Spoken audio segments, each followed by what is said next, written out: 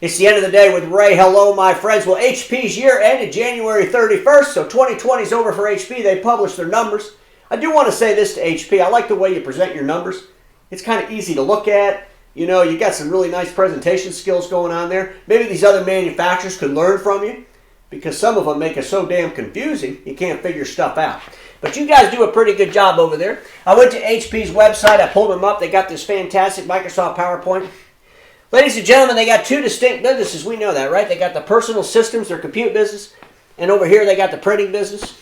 I'm not going to talk too much about the personal systems. We'll just say this. Let me get my ClearTouch Interactive board going here. We'll say that they had net revenues of $39 billion. They were up 2% over 2019, 2%. I will say that they put $2.3 billion to operating profit, which was 5.9% of revenue.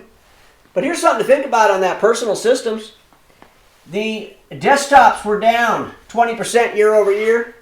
20% year over year. We all know that desktops are going away. I mean, who the hell wants a desktop anymore, right? We all want laptops, mobile devices, remote working, right? We want stuff easy to handle, move in and out of the office. We're going to see that desktop go lower, lower, lower, lower.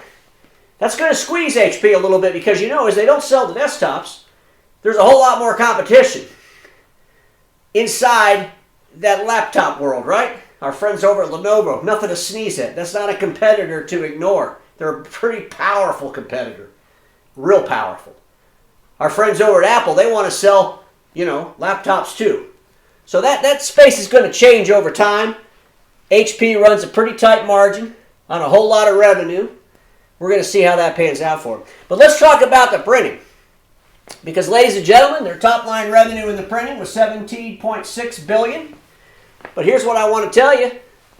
It was down 12% year over year. 12% year over year. Now everybody's saying, yeah, but Ray, you know, Xerox is down 20%. You know, Konica is 20-some%, all of them 20%. Xerox is only 12%. Well, here's what I'm going to say. They're down 12%. And they owned the market for the at-home printing device, right? They own that market. They've been bragging about subscription printing and all these printers they have all over the world. And all these people were leaving the office and going home. They were going to be printing millions and millions of documents. Well, it looks like they didn't print any more than they printed in 2019 because they're down. And now a lot of you are going to say, well, Ray, that's coming out of their businesses. All those millions and millions of printers that were in the businesses. Folks, the millions and millions of printers that were in the businesses, that volume's been declining for a long time. It's been declining for a long time. And let's face it, HP, they don't have the business MFPs. In other words, the big A3s, those bigger A4 MFPs, business printing. They don't really have any of that. Now, they tried to get it when they bought Samsung. They ran around and told everybody they were going to disrupt the A3 marketplace. Remember that? We're going to disrupt the A3 marketplace.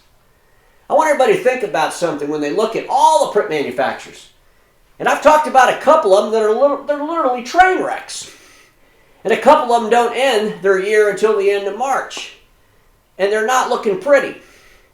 The industry's definitely down. It's a slap in the face to the entire industry that we have to diversify, we have to pivot, we have to add other deliverables, other services. If we just rely on print, we're going to be in a world of crap. Well, guess what? That belongs to HP too. You know, since 2018, HP's evaporated over $3 billion in top line revenue in print. Over $3 billion evaporated. I took the top 5. Xerox, HP, Konica, Ricoh.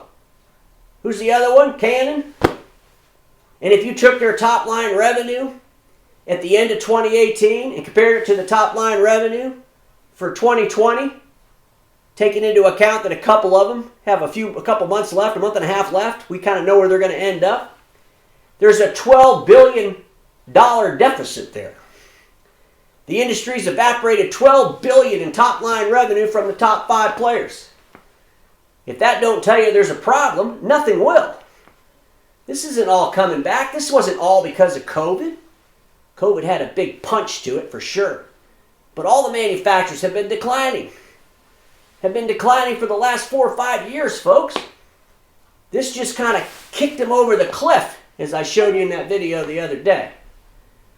So before we start thinking about how great everything is, before we start getting focused on 17.6 billion, before we start focusing and writing articles about how a 12% decrease is so much better than a 20% decrease, it's all relative. It's decreasing.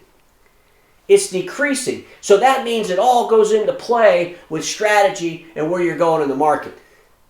And the thing that I hear about HP more and more is their strategy is to disrupt A3 with more A3. Is that really a strategy in this new world we're in? When I look at our friends at Xerox, they're talking strategy.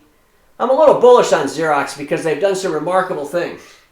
They've done some remarkable things cleaning up that entire organization to put them in position to go into a whole new world. The finance business, the innovation business, the software business. It's going to be interesting to watch them. I look at my friends at Konica and Ricoh that diversified into IT services, but for some reason they're still struggling. They're still not putting money to the bottom line. That's concerning. It's interesting. But ladies and gentlemen, the bottom line is there has to be a diversification. If you're a dealer owner and you're trying to sell products into a marketplace, you need to look at these top 5. Maybe your revenue is not declining because you're taking business from somebody else. It's called displacement growth. But sooner or later, you too are going to see these declines because the industry is declining. And when the industry declines, the people that represent that industry decline with it. It just takes a little bit longer at the street level than these major players in the market. But we got to make corrections. We got to clean up our costs. We got to look at our deliverable and figure out how we're going to diversify.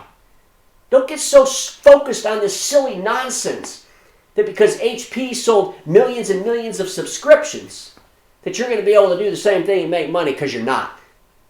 Well, let's be honest. Neither are they. Just something to think about over the long weekend, because we all know this, my friends. Status quo is the killer of all that'll be invented. Don't get stuck in status quo, and I'll see y'all on Monday.